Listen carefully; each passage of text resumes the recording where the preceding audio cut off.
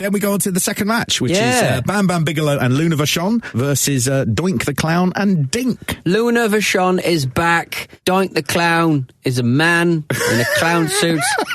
Dink the Clown is a smaller man in a clown suit. A very small man. A very small man. 4 foot of man. 4 foot. That's wow. $1.22 m. That's incredible, isn't it? Yeah. Well, it's not incredible. Jesus Christ. He's a man of restricted height. He is, but he is remarkably good in the ring. He is very good in the ring. I didn't like Luna Vachon picked him up. Weird. No, I know. Because it's a girl, it looks like she's throwing a toddler around. I know, and that's a really sort of, this is unnatural. I know that's my problem, saying that Luna Vachon is Dink the Clown's mum. Please welcome Mary Bell! The guy who played Dink he's a wrestler called Tiger Jackson, and he's still alive. He's 61. If you see photos of him without the makeup, he's, he's surprising looking. He's got what look like very sharp teeth. And he looks a little bit like a man piranha. Right. Or like a wicked leprechaun. Right, there's nothing stopping me. If I can Google... Type in Tiger Jackson, but what you'll find is there's also a character in Tekken Tag called Tiger Jackson, and he will come up first. Type in Tiger Jackson wrestler, and you should be able to see him. Okay, he's got sharp little features. Ooh. Claude Giroux.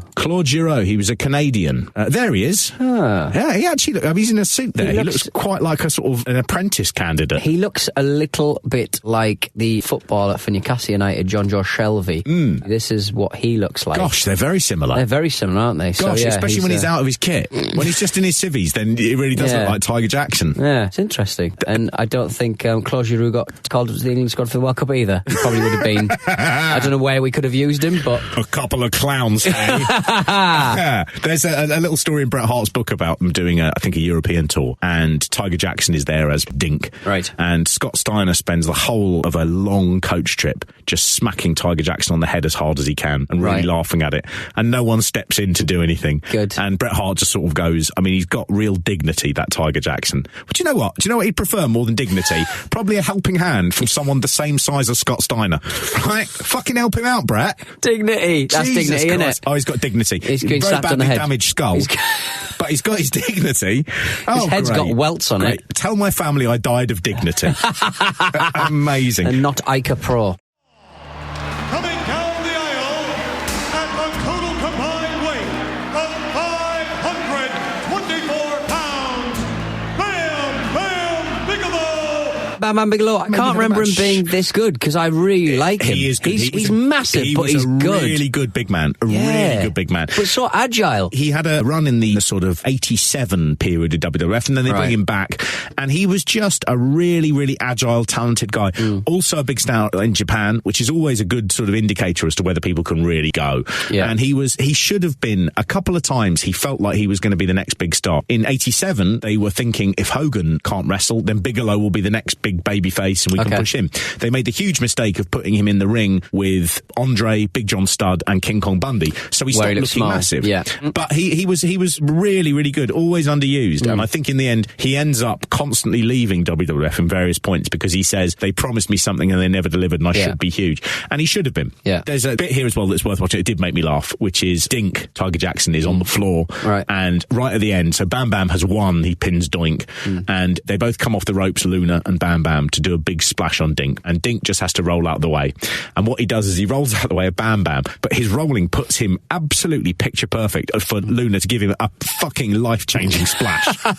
And she is so annoyed that he's rolled into her rather than rolling all the way out. She just begins punching him. Really annoyed. And afterwards, instead of getting up and like, yay, he just looks dazed. And Matt Bourne is sort of lifting him up, and he looks like a little baby. And Matt Bourne is sort of clearly going, just beating the shit out. All right. And you can see him sort of just going, I don't know, I just don't know what's going on. It's worse than that coach trip I took.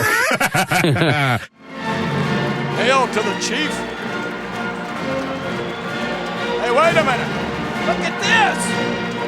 Hey, wait a minute. Look who's here. Can you believe this, ladies and gentlemen? A pretty serviceable Bill Clinton appears. Yeah. They do like a little Bill Clinton thing. Yeah. And you spot Owen R. Shyster behind him. I was like, oh, that's interesting. They've got to do something with that. And I think at the time Bill Clinton was being investigated for taxes, wasn't he? Things like that. And the McMahons are very much a Republican family. Yes, yeah. So they have this thing of going, it's the Bill Clinton, and you just make him look like a dildo. I just wondered if you were aware that Erwin R. Shyster. He's a IRS. Well, it's no secret that we have a little problems right now, but Erwin and I have talked them over a bit, and I think that we're going to be able to work things out. You are? Yes, I do believe so. Match 3. It's Macho Man Randy Savage versus Crush in a no-holds-barred match. I mean, the official title for this kind of match, which isn't the pithiest, Falls Count Anywhere. Yeah. What this is, though, is this is a bit of a smushing of all different matches. Right. I think it's what they used to call a Texas death match. Right. But you pin someone, and then they have 10 seconds to get back to the ring. A count of 10. Okay. Now, Falls Count Anywhere would just be you can pin someone anywhere. But this one's a sort of mix of stuff, and it's such a bit weird. Nobody is told, by the way, I don't think, what this match is before it starts. Yeah. So if you watched it, you go... I have no idea what's Randy going on. Savage is pinned really quickly, and the crowd really go, what? And they go, Randy Savage now has a 10 count. What? Where's this? Why are they getting involved? Why have you changed wrestling? False Count Anywhere. It just sounds like a doctor telling some relatives of an old lady who's fallen down. Well, False Count Anywhere.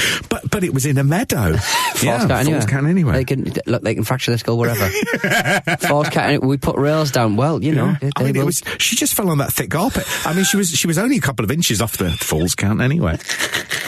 Also, Fatal 4-Way. That's another match that sounds like something that you could die during. Yeah, how did Nana die? It was a Fatal 4-Way. Excuse me? I don't know. I do not want to see the body. I do not. You could barely make it out. It's just a tangle of limbs. Oh, no.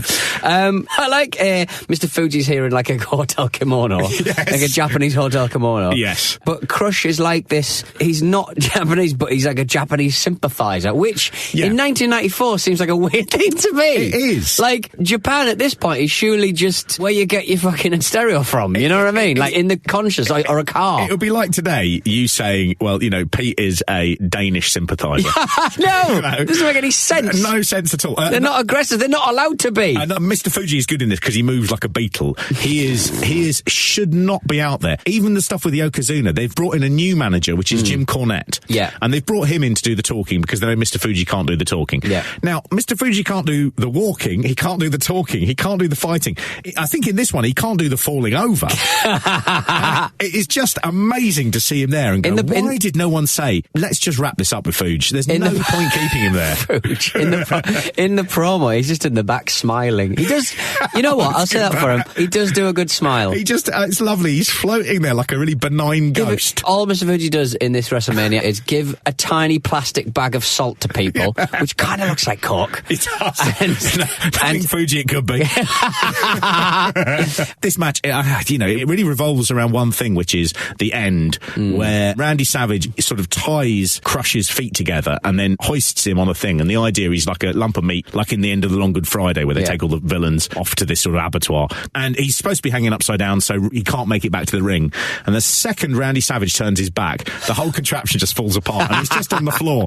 He obviously goes, shit, how do I fake this? And he just goes, I'll just pretend to be asleep. He just lies there like a big dog.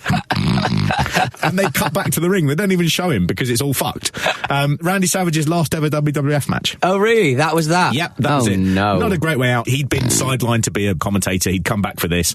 And then within, I think, probably 6 months, he signed in WCW because Vince doesn't want him to wrestle anymore. Crush becomes his bodyguard, apparently. He does, yes. Quite exciting. Later on.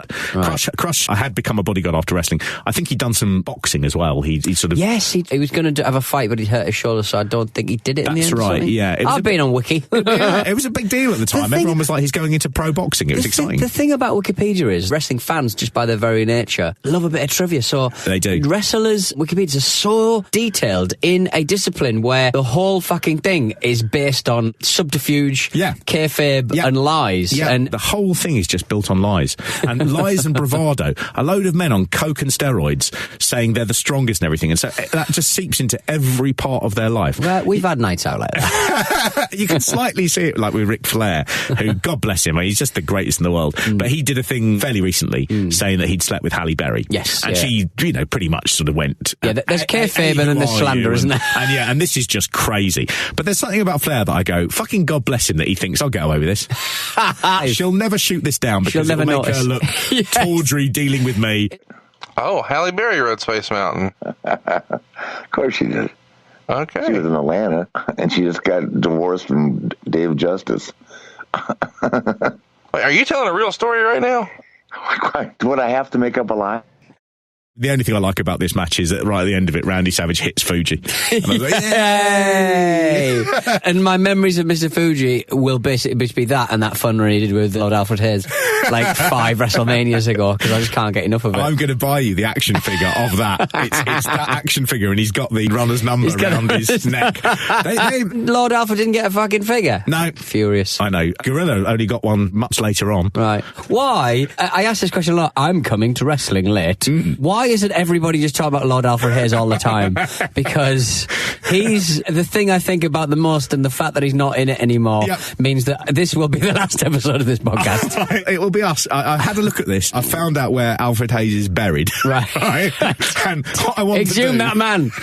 Exhume the bones of Lord Alfred Hayes. See if we can fucking work him like any better. He's no worse at commentary, ladies and gentlemen. Man, I've got to say, the Hart Foundation again prevailing. They still remain the tag team champions of the world, and the way they're going, I don't know who's going to dethrone them. No, I don't either. Bret Hart, though, I think is a fantastic wrestler. He has such incredible skills. I don't know whether... Well, I'm sure anyway. I don't know whether... I don't know whether... God, wouldn't that be a brilliant end? But this whole thing is just building up to us exhuming Lord Alfred Hayes to make a working Alfred Hayes marionette. And our big excuse as to why we've done it is to say they never made a genuine official action figure of him. Well, we've got it now. Oh, no. Oh. He is a classic. I think that's what you'd call Brutus Beefcake. Right, Lord Alfred Hayes? If you say so, Gene. Sterling Certainly. performance. Absolutely. Stiff upper lip. Yes. What do you have there in your hand? This is a cricket bat, Gene. I form in a cricket team. Just exactly. Now, you use a ball to play cricket. Is that correct? That is correct, yes.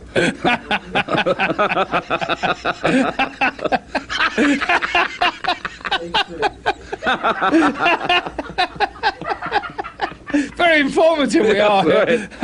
Let's bring you up to date.